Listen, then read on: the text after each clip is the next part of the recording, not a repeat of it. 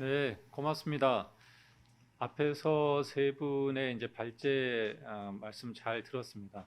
워낙 다양한 정보와 굉장히 중요한 내용들이 많이 들어있다 보니까 사실 짧은 시간 내에 다 소화하는 게 참 어려운 것 같습니다. 그래서 저희가 이제 세 분의 전문가 패널 분을 모셨기 때문에 그 세 분의 코멘트를 좀 듣고 그 다음에 세 분의 발제자 분들의 또 답변도 좀 듣고 제가 또 공통적으로 좀 여쭤보고 싶은 것들이 있기 때문에 그 공통 질문에 대해서도 좀 하는데요. 먼저 이제 저희가 패널 분들의 토론을 가기 전에 어, 아까 그 최봉석 교수님하고 허윤재 연구원님께서 탄소 중립 LNG라고 하는 그 용어를 설명을 해주셨는데 조금 생소하기 때문에 조금 두 분 중에 한 분이 좀 그 탄소 중립 LNG라고 하는 개념에 대해서 좀 설명을 해주시면 어떨까 싶습니다. 예를 들면 제가 든 생각은 LNG를 소비에서 나오는 것까지 다 중립화해서 가격을 낸다는 건 아닌 것 같고 아마 가스를 채굴하고 생산하고 LNG화해서 유통하는 과정에서 생기는 탄소를 조금 탄소 중립화하는 그런 개념 아닌가 싶은데 그랬을 때 아까 가격 프리미엄이라는 얘기를 하셨었는데 그게 대충 어느 정도까지 얘기가 되고 있는 건지 뭐 그런 게 좀 궁금하고요. 특히 그 해외 LNG 시장 관련해서 그 허윤재 연구원님께서 얘기하실 때 2019년 물량 중에서 가장 많은 게 이제 미국하고 러시아 뭐 이렇게 되어 있는데 이게 이제 2026년부터 온다고 하면은 미국은 아마 셰일 가스일 것 같은데 그 미국이 그 LNG 물량이 오려면 그 동부 해안에서부터 와야 되잖아요. 그러면 우리나라로 오려면은 파나마 운하를 거쳐서 오게 되면은 굉장히 많이 돌고 물류 비용이 많이 드는데 혹시 미국 내에서 그 태평양 연안 캘리포니아 쪽으로 터미널 만들려고 하다가 환경 문제라든가 이런 것 때문에 아마 좀 멈춰 있는 것 같은데 그런 동향은 좀 어떻게 되고 있는지 그리고 러시아도 러시아의 많은 물량들은 다 이제 유럽 쪽으로 가고 있고 얼마 전에 이제 독일의 노드스트롬 2도 어, 메르켈 총리가 나가면서 이제 그걸 또 승인했기 때문에 글로 가긴 하는데 혹시 러시아의 물량이 좀 아시아 쪽으로 풀릴 수 있는 가능성이 좀 얼마나 되는지도 좀 궁금하고요. 그다음에 이게 그 아까 박진호 박사님께서도 이제 그 얘기하셨는데 지금은 이제 구매자 시장이기 때문에 이제 가격이 많이 떨어지고 직도인 물량도 많아진 것 같다고 하는데 에너지경제연구원에서 얼마 전에 그 에너지 전망 중기 전망 나온 거 보면은 그 산업용 가스 소비 중에서 직도입 비중이 2015년에 10%였다가 2020년에 32%고 배경영 전망에 의하면 2025년에는 40%까지 직도입 비중이 높아질 거다. 물론 이제 산업용 가스이긴 하지만 그래서 이렇게 되면은 정말 가스공사의 역할이 어떻게 될까? 더군다나 이제 발전이 되게 중요하긴 한데 발전도 지금 가스 발전이 스스로 뭐 역할을 담당할 수도 있긴 하지만 기저 발전이라고 부르는 석탄 발전과 원자력 발전이 얼마나 차지하느냐에 따라서 이제 그게 들어가는 거잖아요. 그런데 석탄 발전은 우리가 뭐 상한제약이라든가 뭐 여러 가지 미세먼지 계절제라든가 이런 것 때문에 많이 줄어든다 하더라도 지금 보면은 그 에너지경제연구원에서 또 지난주에 나온 그 에너지 수급 브리프 같은데 보면은 또 이런 전망도 있거든요. 이게 뭐냐면은 석탄 발전이 이제 퇴출되는 것도 있지만 새로 들어오는 것들도 있다는 거죠. 그게 이제 작년에 들어온 게 뭐 신서천 1호기, 고성하이 2호기, 올해 9월에 들어오는 게 이제 강릉 안인 1호기. 이런 게 이제 따져나가고 새로 들어오면 들어오는 게 용량이 크다 보니까 전체적으로는 석탄 발전이 설비 용량이 1기가와트가 더 늘어난다. 그리고 원자력도 2025년까지는 고리 2호기, 3호기, 4호기가 이제 퇴출되고 한빛 1호기도 퇴출되지만 또 들어오는 거는 신한울 1, 2호기. 그러니까 퇴출되는 건 양이 작고 들어오는 거는 굉장히 큰 1.4기가짜리가 들어오기 때문에 원자력 발전도 올 3월부터 신한울 1호기 1.4기가짜리가 들어오면은 결국에는 기저 발전이 줄어들지 않고 그게 발전량에서 차지하는 양이 많아지면은 가스 발전이 결국에는 상대적으로 늘지 못하는 그런 상황 아닐까라는 그런 좀 전망도 있을 것 같거든요. 그래서 그런 부분에 대해서는 또 어떻게 우리가 생각해 볼 수 있는지, 그리고 최 교수님께서 굉장히 중요한 이슈를 좀 해주셨는데, 이게 앞으로 그러면 가스공사의 역할과 기능이 어떻게 갈 것이냐. 근데 이게 아까 말씀드린 것처럼 직도의 물량 다 빠지고 점점 커지고 발전 부분에서 기저발전이 설비가 계속 커지고 했을 때 이 가스만 해서는 안 될 때, 그러면 석유와 가스를 통합하는 부분이 가능한 건지, 그게 정부에서 그런 것을 좀 방향성을 잡고 나갈 수 있는 건지, 이런 부분에 대한 것도 좀 말씀 들었으면 좋겠다고 싶고, 수소도 결국에는 이제 해외에서부터 우리가 가스공사라든가 이런 데서 인프라를 깔고 수입을 해야 될 텐데, 그 수입에 대한 어떤 뭐 좀 가이드라인이라든가 좀 어드바이스 같은 것도 좀 더 자세히 들었으면 좋겠다라는 생각이 듭니다. 자, 제가 이제 세 분의 발제를 들으면서 좀 궁금했던 것들을 좀 말씀드렸고요. 자, 처음 토론은 우리 박진표 변호사님께 부탁드리겠습니다. 예, 안녕하십니까. 토론을 맡은 태평양의 박진표 변호사입니다. 오늘 좋은 발제, 세 분 발제 잘 들었습니다.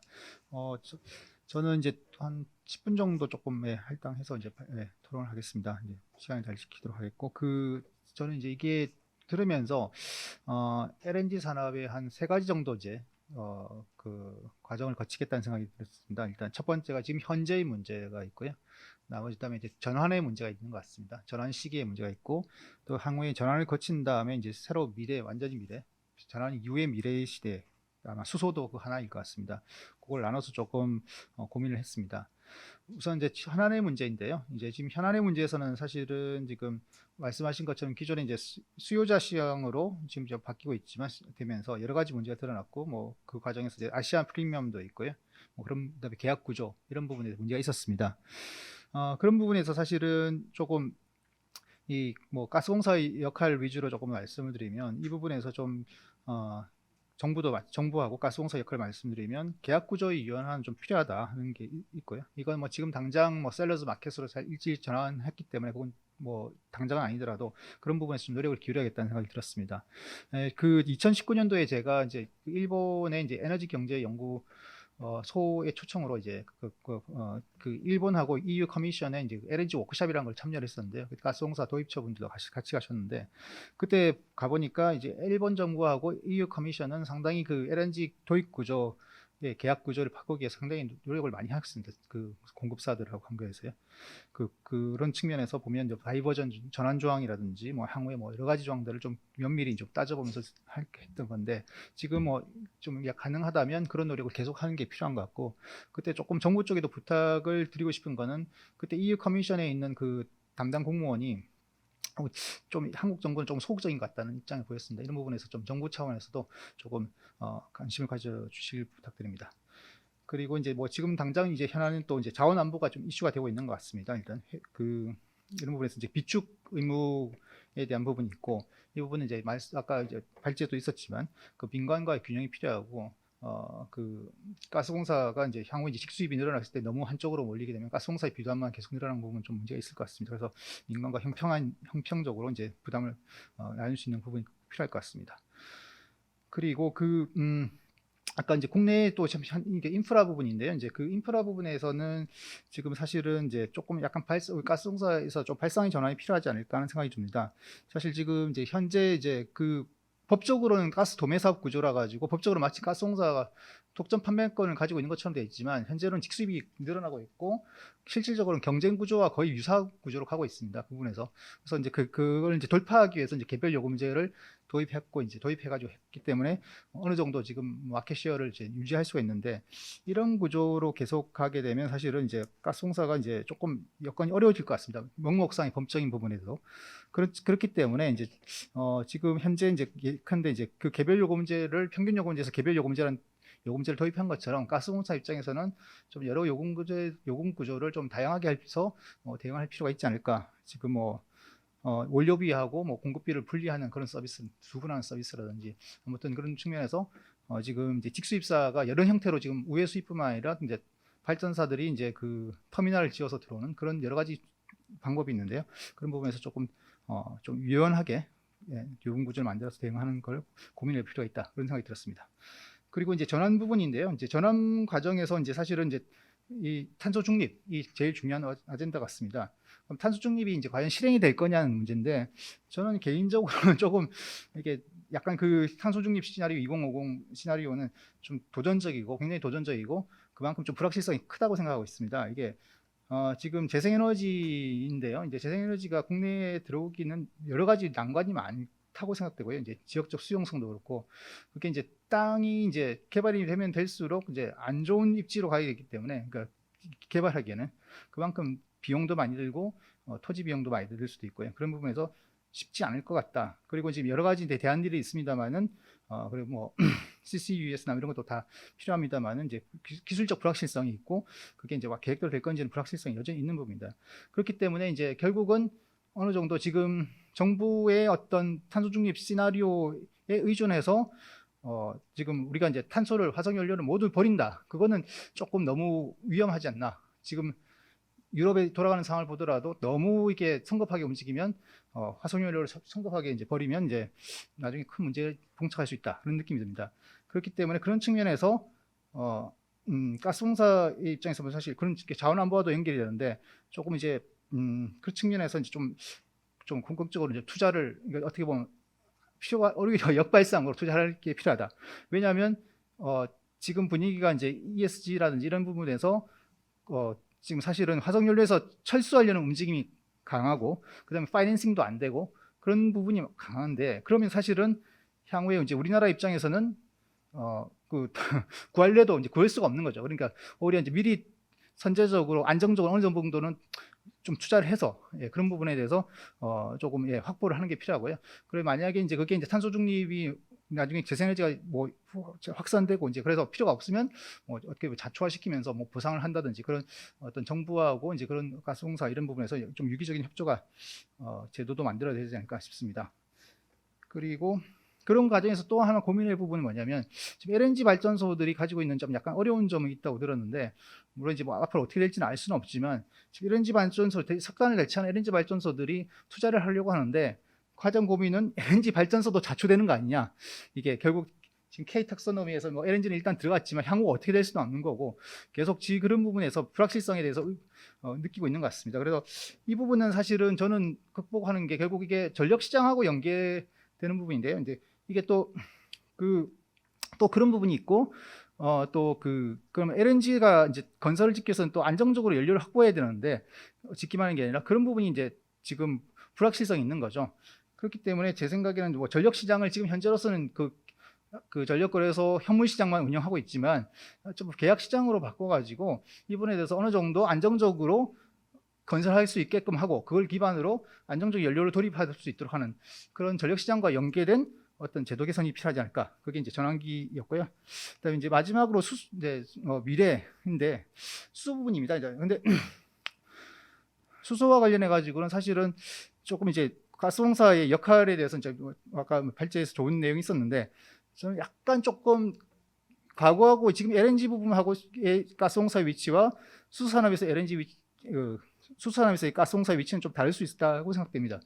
왜냐하면 이제 LNG 같은 경우에는 사실은 어떻게 보면 이제 어떻게 국가 자본주의 시대에 우리나라가 이제 국가의 신용도밖에 없으니까, 그다음에 그렇기 때문에 가스공사가 좀 어떻게 보면 독점적인 걸 가지고 유틸리티로서 이제 다 장악을 해왔는데, 지금 수소는 사실은 가스공사뿐만 아니고 오히려 좀 더 선제적으로 하고 있는 데가 민간에서 여러 군데에서 하고 있지 않습니까?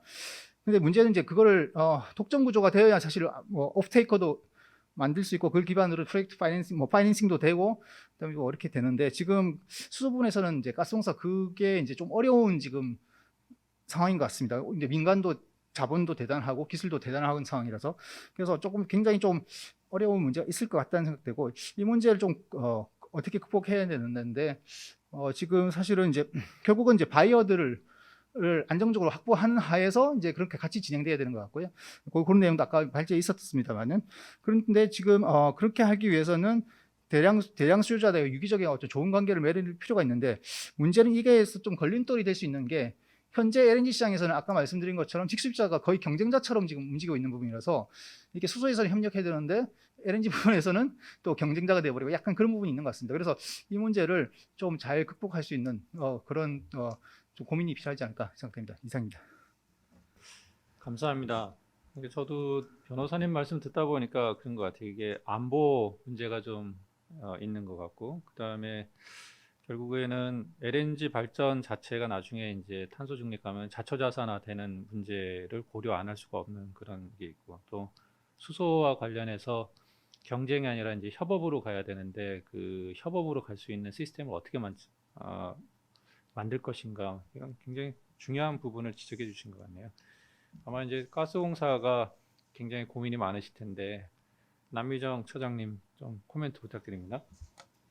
네, 일단은 오늘 이렇게 또 여러분이 이제 지금 현재 LNG 수급 관련 현안에 관해서 말씀을 해주셔서 저도 여러 면에서 다시 한번 생각해보는 기회를 갖게 돼서 감사드리고요. 그래서 최근에 천연가스 수급 현안이나 이제 가격 변동 관련해서 이제 그런 원인과 또는 가스공사가 어떻게 대응을 하고 있고 앞으로 추진 방향이 어떤 식으로 이제 추진을 하려고 하는지에 대해서 좀 간단히 말씀을 드리고 오늘 발표하신 분들께 또 제가 궁금한 점도 이제 말씀을 드리려고 합니다. 그래서 저희 이제 20년도에 코로나 발생한 이후에 20년, 21년 지금 현재 천연가스 관련해서 굉장히 수급 관리 측면이나 가격 변동 면에서 굉장히 현안인데 저희가 이 현상을 분석하는 데 있어서는 오늘 주제에도 그렇게 이제 표현이 되어 있지만 탄소 중립으로의 이제 에너지 전환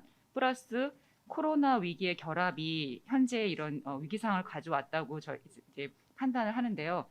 왜냐하면 이제 20년도에 코로나 발생했을 때 그 당시에 이제 산업체가 어느 정도 지체되고 에너지 수요가 감소하면서 아까 이제 도표에서도 보여주셨지만은 그 LNG 개발 사업에 있어서의 투자가 지연되거나 이제 많이 취소가 됐어요.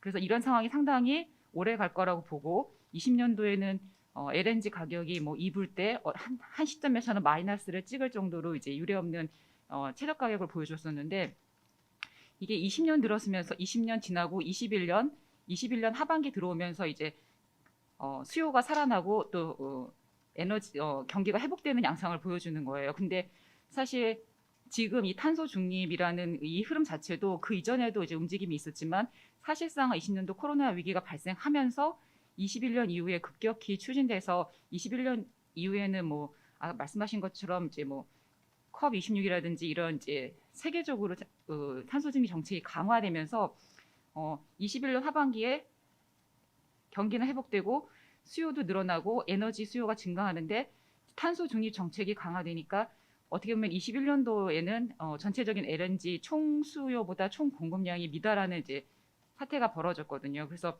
지금 현재 뭐 글로벌 측면에서 보면은 현재는 뭐 러시아나 우크라이나 뭐 유럽의 이런 긴장 상태도 있지만 코로나로 인한 공급 차질, 그로 인한 어떤 투자 의사 결정의 지연이나 취소, 이러한 이제 에너지 전환 때문에 문제가 확대되는 상황이고 이런 게 단기 중기적으로 사실 수급 브리치가 일어나고 있고요.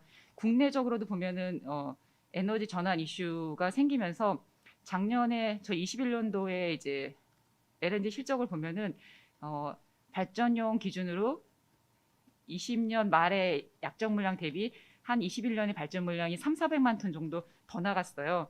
이런 게 보면은 저희 역시도 에너지 전환과 연계돼서 석탄 발전을 감축하게 되니까 그거에 대한 수요가 LNG 쪽으로 몰려온 이슈가 있거든요. 근데 또 국내적으로는 말씀하신 것처럼 천연가스 시장 내에서도 뭐 상품이나 설비 경쟁이 계속 경쟁이 심화되고 있고 직수입이 확대되고 있고 수급 불균형도 확대되고 있고 그래서 지금의 현상은 사실 글로벌이나 국내나 별 차이점이 없는데 코로나로 인한 어떤 그 정체 현상이 좀 더 오래 갈 줄 알았고 이런 에너지 부분에 있어서 영향을 더 길게 미칠 줄 생각했는데 그게 이제 탄소 중립 정책에 대한 드라이브가 각국에서 강화되면서 오히려 LNG 수요에서는 몰리는 현상이 벌어진 거죠. 그러면서 이제 21년 하반기부터는 그런 수요 측면에서 불균형과 가격 변동이 생기다 보니까 지금 어떻게 보면은 유례 없이 이제 스팟 가격이 가장 높은 시기를 저희가 이제 보내고 있는데 말씀하신 것처럼 가스공사 입장에서도 탄소 중립으로 전환이라는 그 대전제 그렇기 때문에 말씀하신 것처럼 지금 수요가 이렇게 확장된다고 해서 이거에 맞춰서 계약을 추진하거나 하기에는 리스크가 있고 그러면서도 이제 국내 수급의 변동성 그리고 국제 LNG 시장의 가격 변동성을 고려해서 대응하려고 하니까 사실 그 부분에서 굉장히 많은 고민이 있는 게 사실입니다. 근데 이제 기본 방향은 저희가 사실 변화됐다고 할 수는 없지만 어느 정도 적정 수준에서는 장기 도입 계약 물량을 확보하고 또 어떤 수요 변동성에 대비해서는 단기나 현물 거래를 대응한다는 게 기본 방향인데 이제 다른 지금 발표하신 분들에서 얘기해 주신 것처럼 그 안에서 저희가 도입 계약의 유연성을 확보하려고 상당히 노력을 하고 있습니다. 그래서 뭐 계약 기간이라든지 물량 또는 운영에 있어서의 뭐 증량권, 감량권 그리고 이제 목적지 조항 그런 부분에 있어서의 이제 유연성을 강화하려고 노력을 하고 있고요. 사실 가스공사의 전체 그 수요를 커버하는 물량에 있어서 80%는 장기 계약 물량으로 소화를 하고 있습니다. 그래서 요번 동절기를 보면은 사실 저희 그 장기 계약 물량은 뭐 러프하게 말하면 한 10불대에 이제 도입 가격을 형성하고 있고요. 스팟 가격 같은 경우는 30불 이상이기 때문에 가스공사의 장기 물량으로 커버하는 부분은 어떻게 보면 3분의 1 가격으로 도입을 해서 이제 수급 관리를 할 수 있었고 또 20년도에 한시적으로 사실은 저희가 좀 더 길게 갈 거라고 봤던 그 20년도에 이제 천연가스 가격이 급격한 하락 시점에서 카타르 계약이나 다른 이제 개별요금제 도입 계약을 저희가 굉장히 저렴한 계약으로 매칭을 시켰어요. 그래서 어떻게 보면 카타르 같은 경우에는 19년 말에 이미 다 입찰을 통해서 사이닝하기 직전이었는데 20년도에 이제 그렇게 가격 급감하다 보니까 사실 이 현물 가격이 장기 계약으로 바로 연동되진 않지만 저희가 그러한 이제 상황을 포착해서 카타르 계약을 사실 재협상을 통해서 뭐 신문지상에 나온 것처럼 최저 가격으로 계약을 한 부분도 있고 그때 20년도에 사실 아까 말씀하신 것처럼 직수입 물량도 22%까지 차지할 정도로 굉장히 증가를 했거든요. 그래서 그러면서 직수입이 활성화되면서 이제 가스공사가 개별요금제 제도도 도입을 하고 그때 상황적인 메리트를 최대한 이용해서 체결했던 개별요금제 계약이 아마 빠르면은 올해부터 도입하는 물량이 있고 한 2, 3년 후부터 도입을 하는데 그 개별요금제 가격이 어떻게 보면은 가장 낮은 가격에 도입 계약을 체결한 사례가 될 것 같아요. 근데 저희가 작년 7월에 카타르 계약을 딱 사이닝한 이후에 말씀하신 것처럼 하반기부터 지금 이렇게 분위기가 전환돼서 지금 스팟 가격은 뭐 유례 없는 가격이고 저희도 이제 단기, 중기 새로운 계약을 체결하려고 준비를 해보면 먼저 말씀드린 것처럼 이런 스팟 가격이 장기 계약에 바로 연동되지는 않아요. 말씀하신 것처럼 그 투자 승인 난 다음에 실제로 공급이 개시되는 거는 4, 5년 후기 때문에 바로 연동되지는 않지만 지금 이제 메이저 셀러의 입장을 보면은 워낙 유례 없는 상황이다 보니까 뭐 현물이던 중장기든 간에 굉장히 관망세로 돌아섰다는 걸 저희가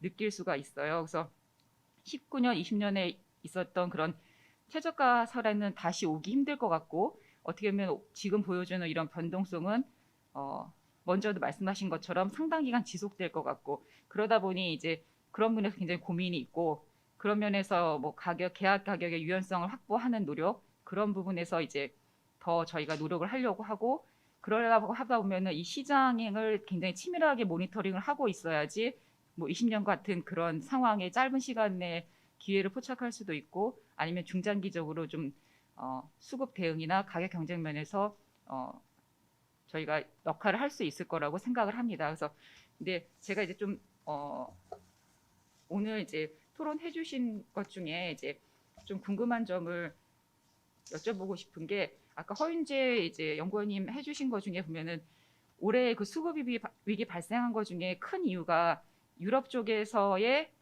가스 가격의 상승인데 이제 그 보여주신 거 보면은 아까 석유와 가스의 스위칭 레인지를 보여주시면서 그 스위칭 레인지에서 이제 가스 가격이 그 레인지를 뚫고 상승하는 모습을 보여주고 있다. 그래서 그게 상당히가 지속될 거라고 얘기하셨는데 그 스위치 레인지를 뚫게 된 어떤 원인 그런 부분에 대해서 조금 더 이제 자세한 설명을 해주셨으면 왜냐면 이게 사실 올해 유럽발 이제 가스 가격 변동의 큰 요인이기 때문에 한번 그에 대한 설명을 좀 요청드리고 싶고요.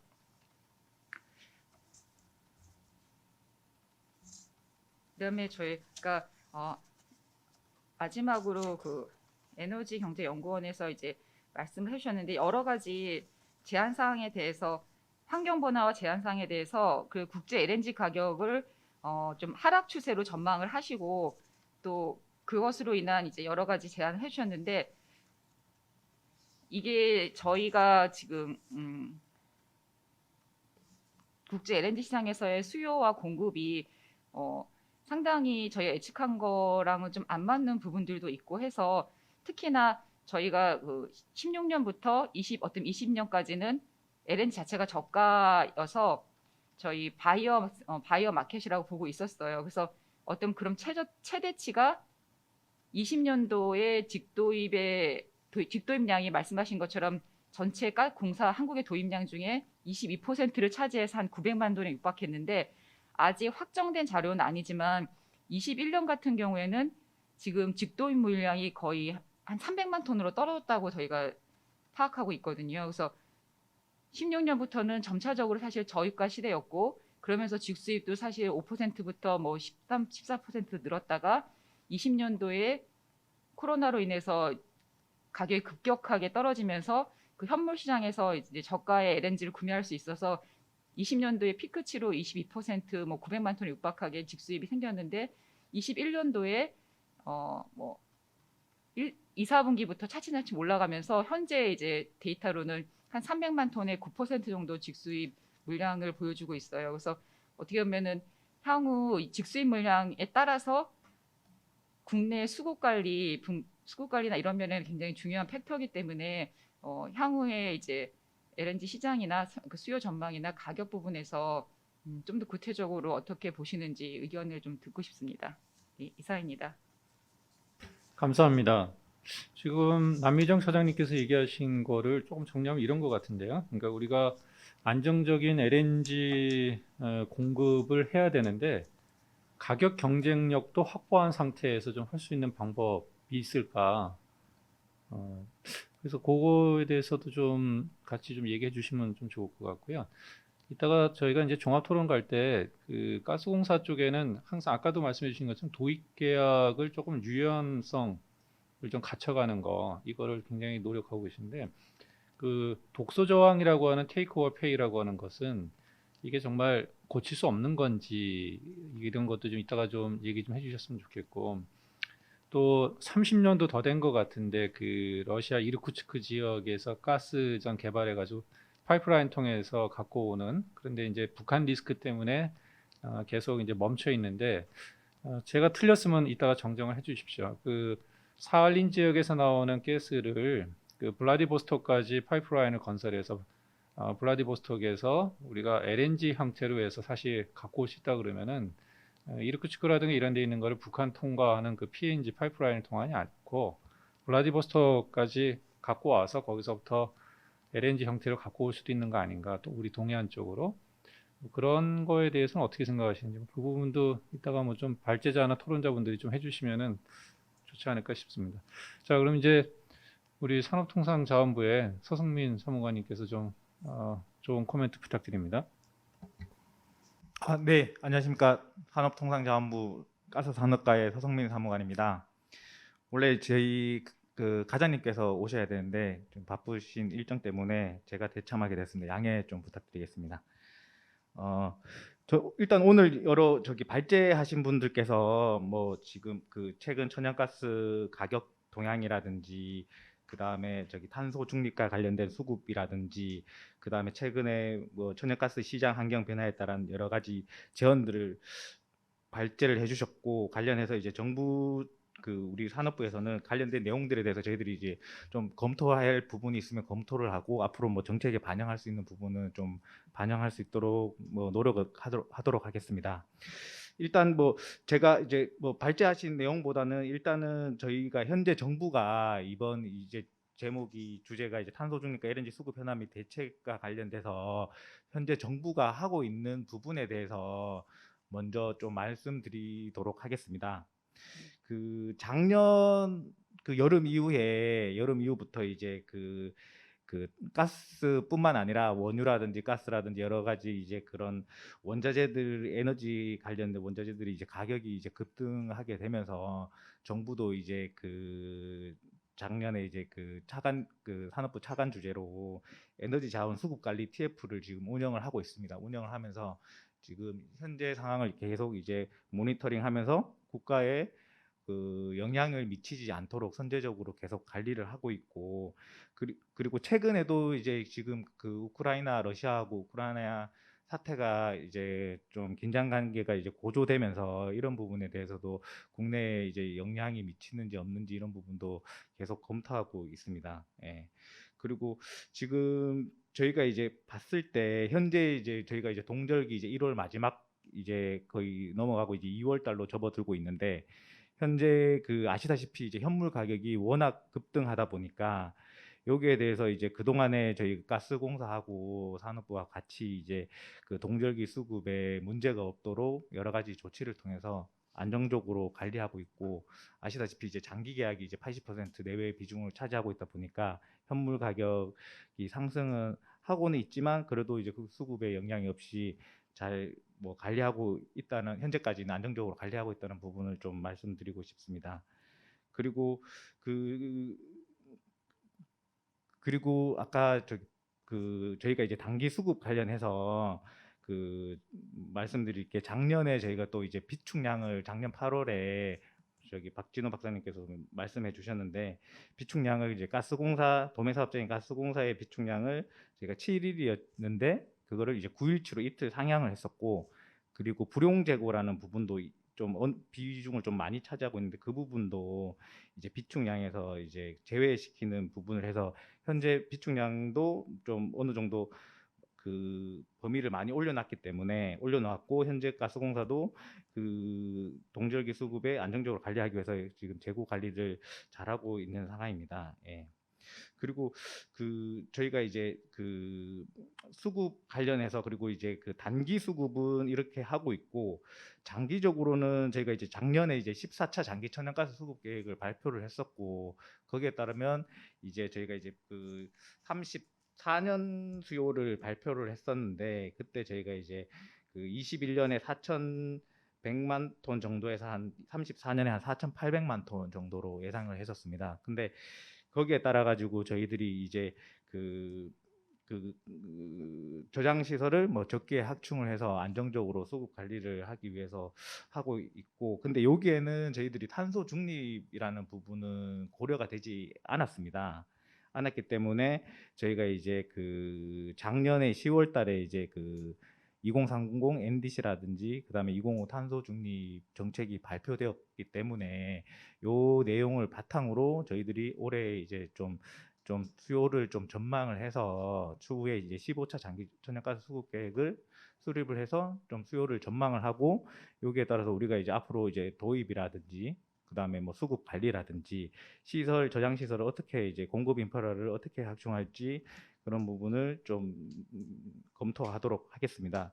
그래서 이제 저희들이 그 탄소 중립 관련해서는 저기 지금 NDC에서도 봐도 LNG 발전량이 2018년 대비 2030년에 이제 줄어드는 거로 좀 많이 좀 감소하는 거로 좀 계획이 되어 있고, 탄소 중립 2050 탄소 중립 때도 저희가 이제 그 A안, B안이 시나리오가 있겠지만 2050년 LNG A안으로 봤을 때는 LNG가 이제 제로인 상황이고, 그리고 뭐 B안의 경우에는 이제 5% 정도를 일부 유지하는 거로 되어 있는데, 여기에 대해서 이제 저희들이 이제 아직 그게 연도별 최종 목표이기 때문에 구체적으로 이제 가면서 어떻게 될지는 아직 뭐 정확한 내용은 없지만, 저희들이 이제 좀 수요 앞으로 좀 검토를 해서 어떻게 할지 고민하도록 하겠습니다. 그래서 저희가 지금 러시아나 그 현물 가격 급등 상황을 보다 보니까 최근에 이제 저희들이 가장 중요한 게 좀 전에 저기 박 변호사님께서 말씀하셨다시피 자원 안보 측면에서 중요한 부분이 있고, 그래서 저희가 탄소 중립으로 가는 거는 방향은 맞는데 그 사이에 그러면 그 안정적으로 우리 에너지를 어떻게 관리할 것이냐, 요 부분에서는 우리 LNG가 브릿지 연료로서 가장 중요하다고 여러 뭐 전문가님께서도 동의하시는 것 같고, 그럼 이 부분을 어떻게 할 거냐가 중요한 것 같습니다. 그래서 저희는 이제 그 탄소 중립 이행기에 안정적인 가스 자원을 확보하는 게 중요하다고 보고, 현재도 뭐 저희도 계속 이제 뭐 가스가 이제 100%다 이제 해외에서 수입하다 보니까 수입선을 다변화하기 위해서 계속 노력을 하고 있습니다. 하고 있고, 아까 그리고 박 변호사님 계약 시기라든지 이런 부분도 말씀을 주셨는데, 저희가 이제 장기하고 그다음에 단기 그리고 현물 이렇게 좀 위주로 갔었는데, 지금 보면 이제 직수입도 확대되고 신재생이라든지 이런 변동성도 있고 하다 보면 우리의 가스 수요가 불확실성이 되게 커지는 상황인 것 같습니다. 그러다 보니까 저희들이 이제 그 수요에 맞게 중기 계약을 좀 확대를 해서 그때그때에 필요한 수요를 현물로 구매하는 것보다는 조금 더 이제 좀 가격적인 측면에서 좀 안정적으로 확보를 하고, 장기를 했을 때는 나중에 이게 그 물량을 다 소진을 할 수 없을 수도 있기 때문에 그런 부분을 좀 고려해서 전략적으로 뭐 좀 중기 계약 확대하는 부분도 좀 적극적으로 검토를 하고 있습니다. 그리고 탄소 중립 관련해서 오늘 뭐 크게 얘기는 안 나왔지만 저희 정부에서 이제 고민하는 게 이제 그 친환경 도시가스라든지 이런 부분이 뭐 주로 감소되고 하다 보면 이제 기존 자산에 대한 뭐 자초자산, 뭐 인프라에 대한 이런 부분들에 대해서도 저희들이 좀 고민을 많이 하고 있습니다. 많이 하고 있는데, 그래서 이제 저희들이 하려고 하는 거는 일단은 이제 도시가스 공급 배관의 수소 혼소라든지 이런 걸 통해 가지고 어떻게 좀 더 지금 도시가스 사업이라든지 이런 부분에서 신규 사업으로 좀 에너지 사업을 좀 다각화할 수 있는지 이런 부분을 좀 고민을 하고 있고, 이런 부분에 대해서는 혹시 여기 계신 분들께서도 좀 의견이 있으시면 좀 저희들한테 전달해 주시면 저희도 앞으로 이제 탄소 중립을 할 때 그 전통 이런 산업들이 이제 좀 소외되지 않고 그 갈 수 있도록, 같이 함께 갈 수 있도록 하는 부분이 대해서 좀 좋은 의견 있으면 주시면 저희도 검토해서 좀 정책적으로 반영할 수 있도록 하겠습니다. 그리고 탄소 중립 시기에 또 이제 저희들이 또 추진하는 게, LNG가 이제 아무래도 이제 그 화석 연료 중에서는 친환경이다 보니까 저희가 이제 LNG 벙커링이라고 이제 선박용 천연가스 사업이 이제 최근에 수요가 좀 많이 늘어나는 거로 다 전망을 하고 있습니다. 그래서 작년에 저희가 이제 선박용 천연가스 사업이라는 제도를 신설을 했었고, 거기에 따라서 지금 현재 LNG 벙커링 관련 기업들도 등록한 기업들 한 3-4군데 현재 등록이 되어 있고 앞으로 계속 늘어날 거라고 보고 있습니다. 그래서 그런 부분을 저희들이 좀 확대하기 위해서 좀 활성화하기 위해서 여러 가지 이제 제도 개선을 현재 추진하고 있습니다. 추진하고 있고, 그리고 LNG 이제 그 발전소에서 이제 그 사용되다가 이제 버려지는 이제 그 냉열을 활용해서 지금 친환경 물류단지라든지 이런 부분도 저희들이 추진을 하면서 그 탄소 중립을 가기 위해서 중간 단계에서 저희들이 어떻게 더 이제 탄소를 줄일 수 있는 방안이 뭔지 이렇게 열심히 고민을 해서 그 탄소 중립을 실현하기 위해서 노력하고 있다는 점을 말씀드립니다.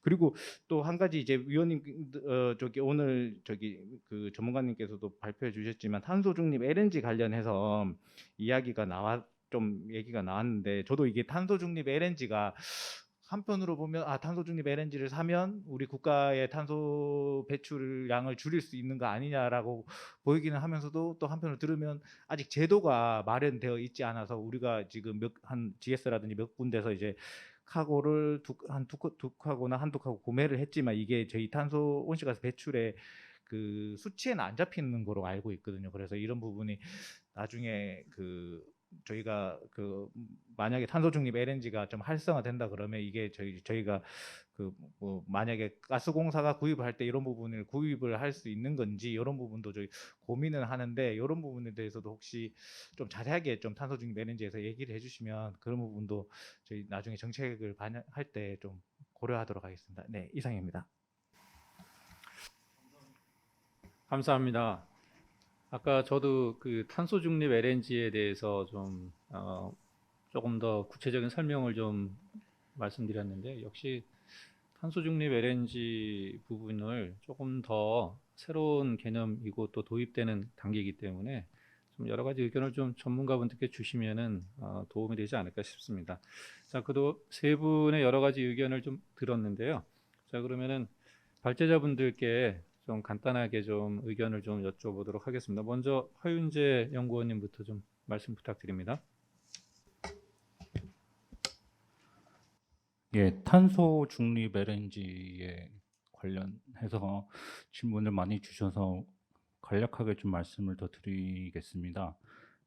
탄소 중립 LNG가 이제 기본 개념은 오프셋 상세를 하는 개념이거든요. 근데 뭐를 상세를 하느냐? 그럼 아까 이제 저희 교수님께서 그 말씀을 주셨는데 밸류 체인에서 이제 어떤 부분을 포함시킬 것인가도 공급사들이 이제 자발적으로 이제 산정을 하는 부분이 되겠습니다. 그래서 천연가스를 생산하고 액화하고 운송하고 또 소비하는 이 전체 밸류 체인에서 나는 이제 어느 부분을 상쇄하겠다라는 거를 셀러들이 이제 자기네들이 산정해서 여기서 CO2 배출량이 이만큼 나오니까 요거를 그 해당하는 것만큼 우리가 다른 뭐 조림 사업이라든지 신재생 에너지 사업을 통해서 탄소 크레딧을 우리가 제공을 해주겠다. 이제 이렇게 오퍼를 합니다. 그러면은 바이어들이 이제 그걸 보고 가격이 이제 뭐 리즈너블하다 그러면 이제 구매를 하는 것이고요.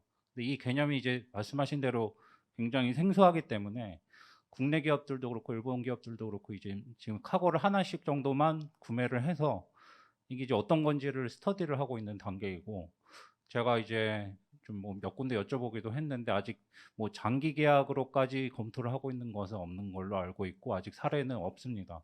대신에 이제 장기 계약을 할 때 이제 싱가포르에서 아마 장기 계약을 하면서 이 셀러가 CO2 배출량이 이제 이 정도 될 거다라는 거를 뭐 제3자 검증을 받고 해서 그 배출량 정보를 같이 이제 제공을 한 사례가 있었고 그게 이제 조금 더 제가 봤을 때는 이제 제도화될 수 있는 가능성이 많은 방향인 것 같습니다.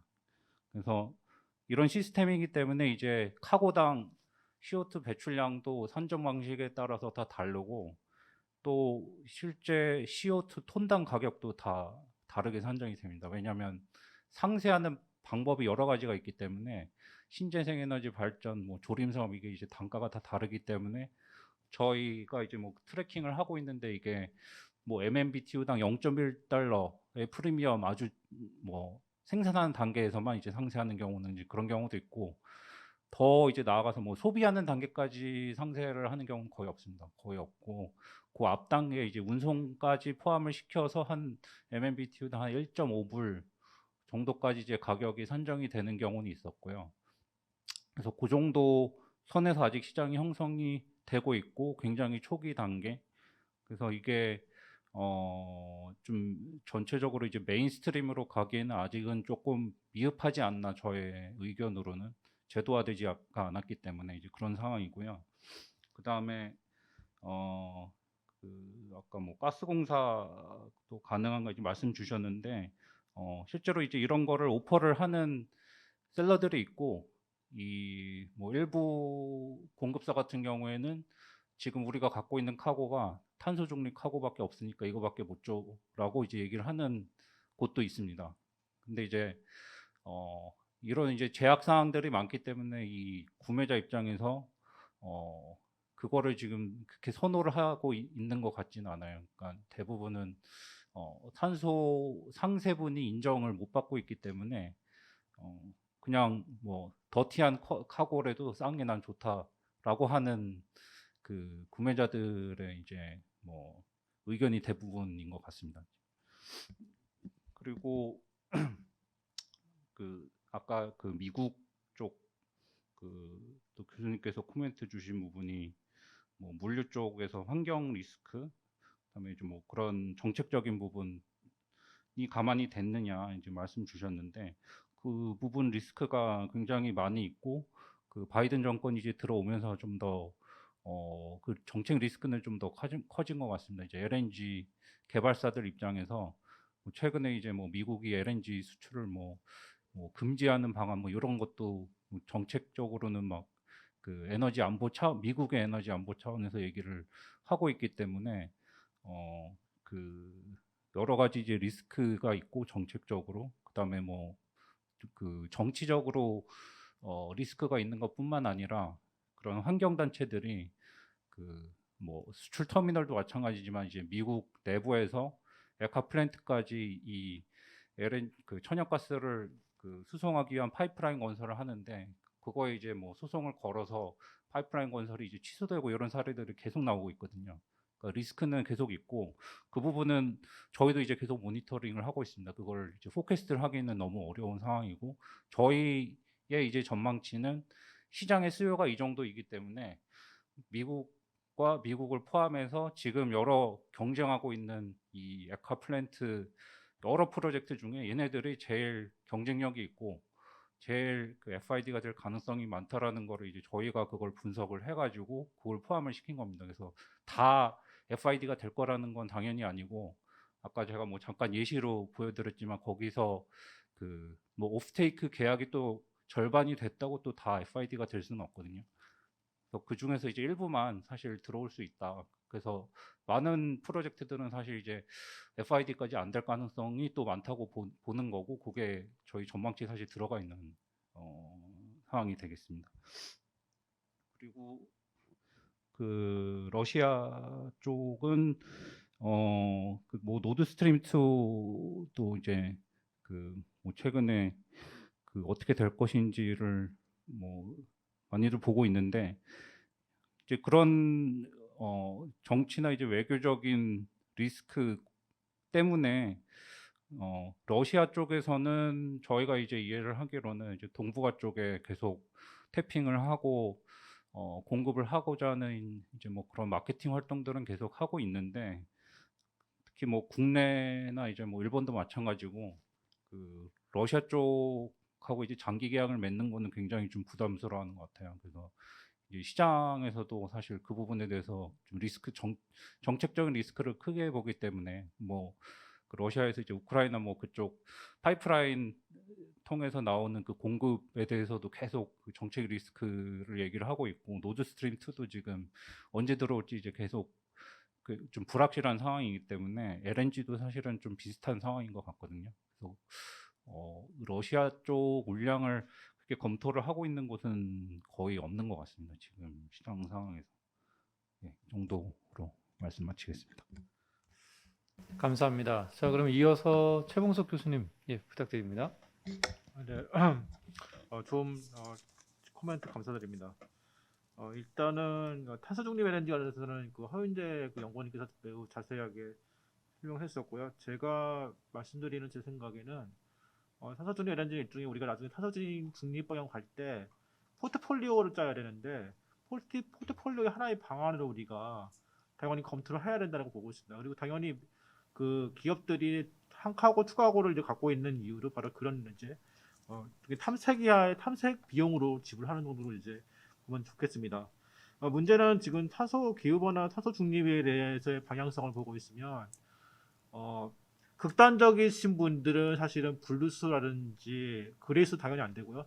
CCUS를 별로 좋아하지 않습니다. 당연히 그린스로 가야 된다고 주장을 하지만 현실적으로는 사실은 그 부분의 기술로 가기에는 너무나 시간이 걸리기 때문에 잠깐의 이 가격 역할이 중요한데 여기서 또 하나의 문제는 CCUS 기술은 또 충분한가 또 그렇지도 않다는 겁니다. 지금 현재 우리 현실 보고 있으면 그러니까 마지막에 끝단에 있는 그런 진보 기술도 당연히 도달하지 못했지만 중간 단계에 우리가 가야 되는 기술들도 도달하기 못했다는 거죠, 사실은요. 그래서 그 중간에서 우리가 관련된 그 석탄과 가스에 관련된 모든 그런 기업들이 자산들이 자초될 수밖에 없는 상황이 될 수 있고 또 하나의 문제는 아까도 이제 마셨었지만 과연 그럼 가스 발전사들이 탈원전과 석탄이 이제 퇴진하는 그 상황에서 LNG 발전사들이 버텨야 되는데 버틸 수 있는가? 또 전력시장 구조상도 거기에 충분한 수익이 보존될 것인가? 그렇지 않습니다. 그러니까 중요한 거는 가스 발전사 장기적으로 이제 2년기 동안 버틸 수 있는 유일한 그 출구는 CCUS의 기술인데 CCUS 비용이 충분히 떨어지지 않으면 얘네들 단가가 안 맞아서 버티지 못할 겁니다. 자초될 겁니다. 그만큼 이제 CCUS라는 이런 부분에 그러니까 일종의 CCUS라는 거는 제가 아까 계속 강조한 이유는 그 탄소 중립을 가기 위한 일종의 부속품 같은 건데 이 부속품의 비용도 만만치 않다는 겁니다. 그러면 지금 현재 제가 가스공사에 대해서 예를 든 이유는 이제 저도 기본적으로 아까 이제 그 박 변호사님 말씀하신 대로 기본적으로는 이 R&D 혁신의 그 리더는 민간 부분이 하는 게 너무 맞다고 봅니다. 왜냐면 이 탄소 중립 가격이 짧은 시간에 많은 걸 이루어야 하기 때문에 그러기 위해서는 민간 부분으로 가는 게 맞는데 실제로 우리는 뭐 과거에 그 자원 개발이라는 그런 사례들이 매우 좀 그러니까 좀 힘들었던 사례를 불구하고 지금 최근에 이슈를 보고 있으면 선박에서는 이제 플랜지라든지 어떤 그런 이제 그 고퀄의 그 선박을 가장 수주했고요. 그 다음에 또 두산이 이제 가스 터빈을 만든다든지 이런 이제 그럼에도 민간 부분이 주도한 어떤 기술 진보의 성과를 좀 보고 있습니다.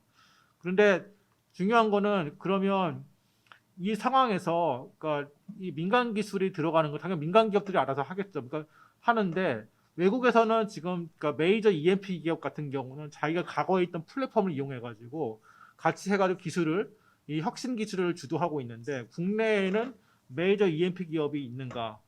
일단은 그 석유공사 같은 경우는 동해가스전 있죠. 하지만 그 공간은 매우 적고요. 그 다음에 서해안 쪽을 지금 지자연 쪽과 그 중시 협업체에서 지금 개발하고 있지만 사실 우리나라의 지정학적 구조가 이게 만만치가 않습니다. 그런 어떤 CCS를 실증할 만한 그런 공간이 있는가?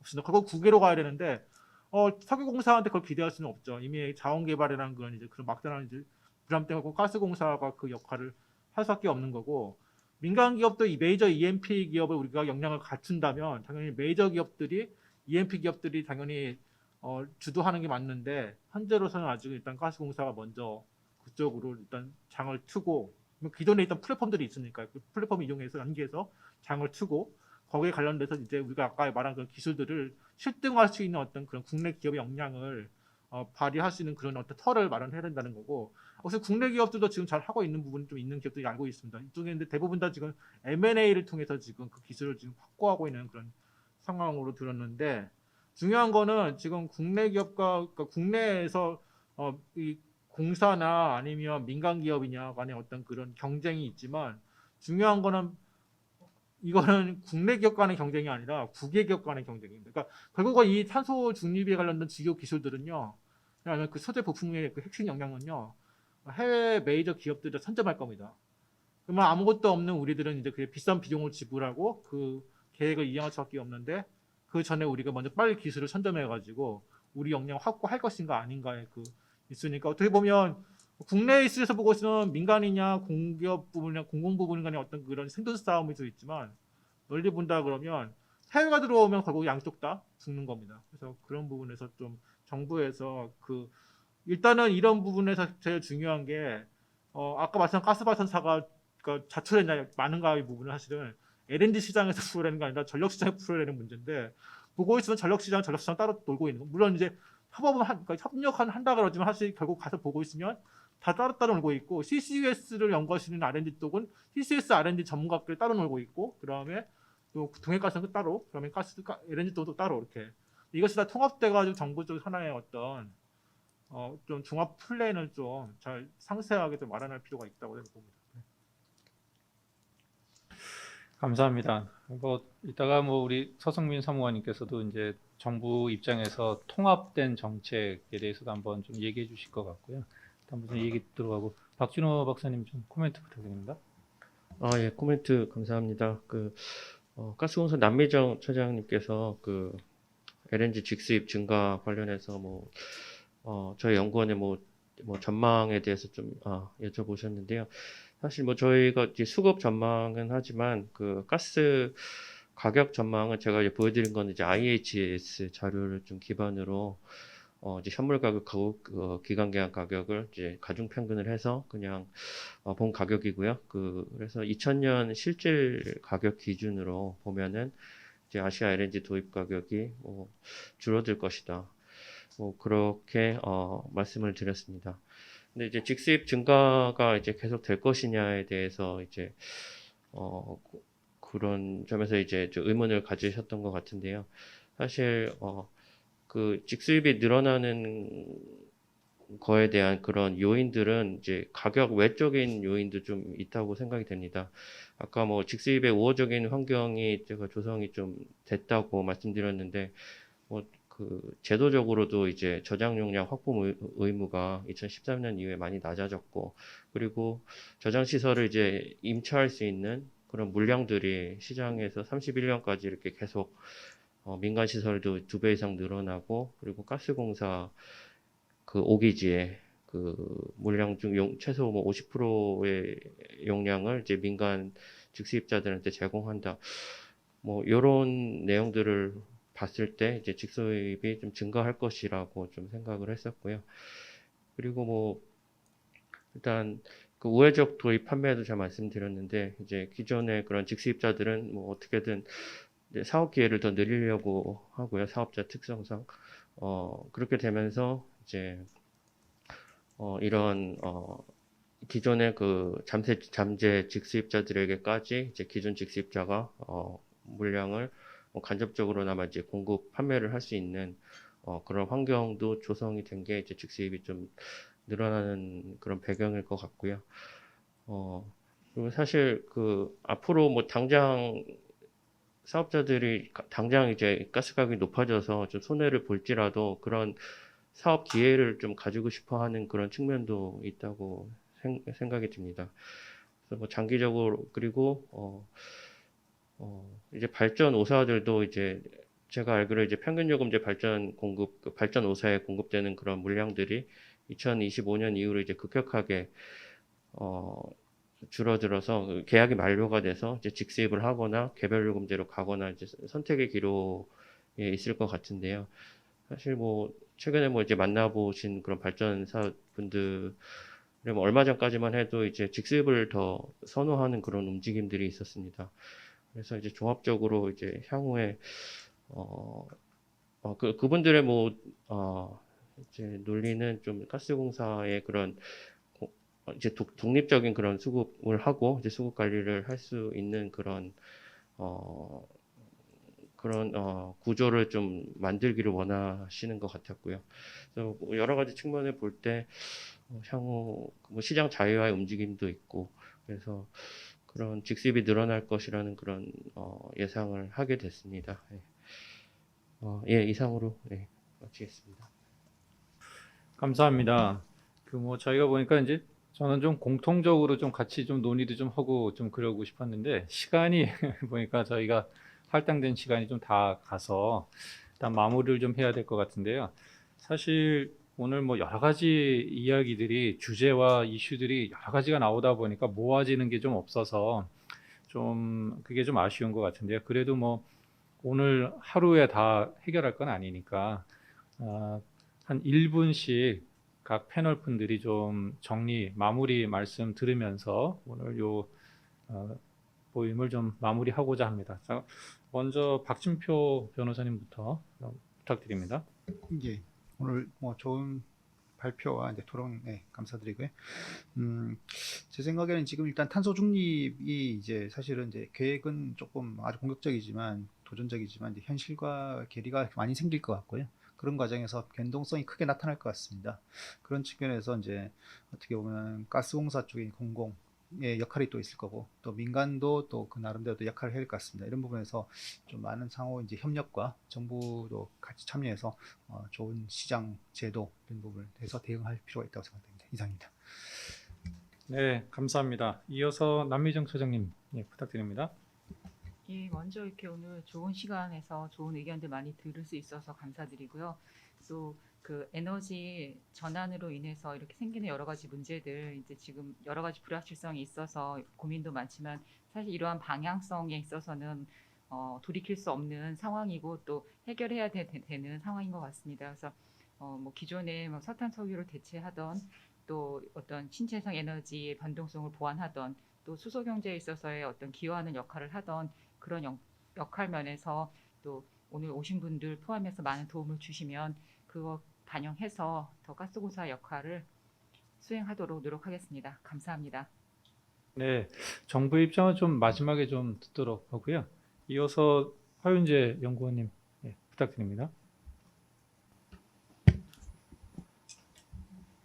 예, 발표할 때도 이제 말씀드렸지만 그 시장의 불확실성이 굉장히 이제 커져 있고, 뭐 저희의 이제 전망, 또 여러 기관들 전망한 것을 보면은 향후 이제 3, 4년 정도는 시장 수급이 굉장히 타이트한 상황이 지속될 것으로 전망을 하고 있기 때문에 그래서 이제 저희 같은 LNG 구매 도입을 하는 입장에서는 이제 리스크 관리가 가장 중요한 시장이 되겠고, 그래서 거기에서 이제 중요한 결정 요인이 이제 장기하고 현물의 비중을 어떻게 올로케이션을 할 거냐.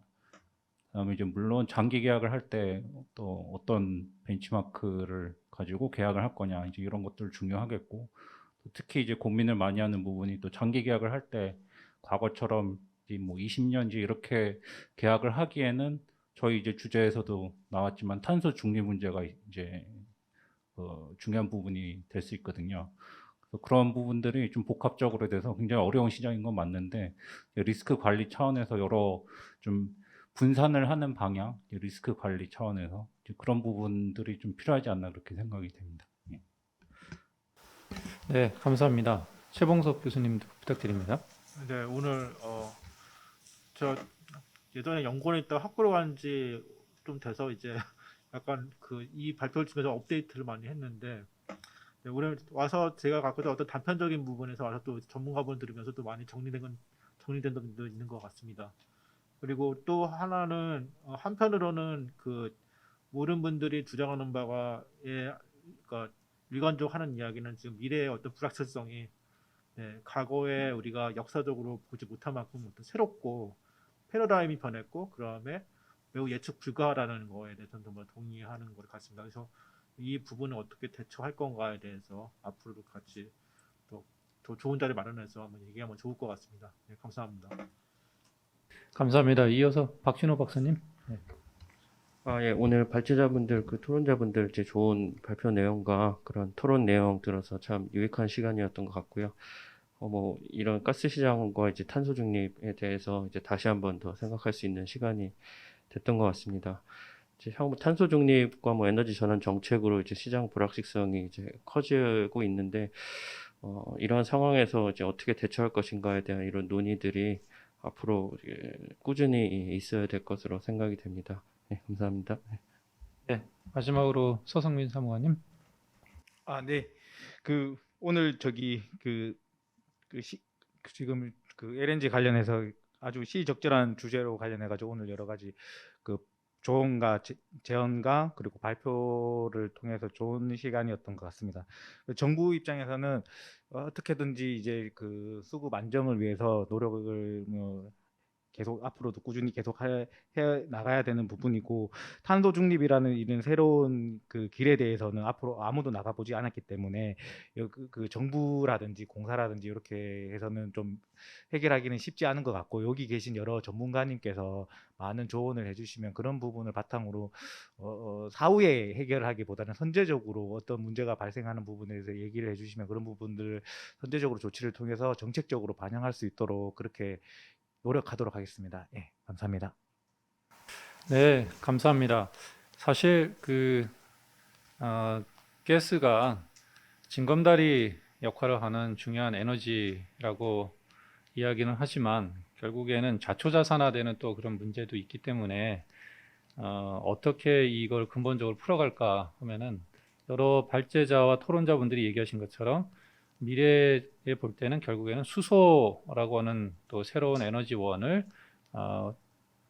관심 갖고 볼 수밖에 없는 거 아니겠는가. 그래서 미래의 수소가 결국에는 발전 부분에도 필요하고 철강 부분에도 필요하고 어떻게 보면 수송 부분에도 쓰고, 그랬을 때 그 수소를 누가 어떻게 공급할 것인가, 어떤 가격에, 그랬을 때 그 질문의 답을 어떻게 보면은 가스 업계가 가져갈 수 있지 않을까. 그리고 이미 우리는 아시는 것처럼 1980년대 후반에 석탄 산업 합리화 조치를 통하면서 지금 우리가 알고 있는 대성이라든가 삼철 이런 것들이 석탄 중심의 기업에서 천연가스 기업, 그리고 이제 앞으로 에너지 종합 기업으로 가려고 하는 것처럼 그 전환을 한번 맞이한 있기 때문에 다 같이 우리가 좀 머리를 맞대고 방법을 찾으면은 또 탄소 중립과 관련된 또 기존의 전통 그 에너지 산업들이 새로운 또 활로를 찾지 않을까 하는 그런 희망을 좀 가져봅니다.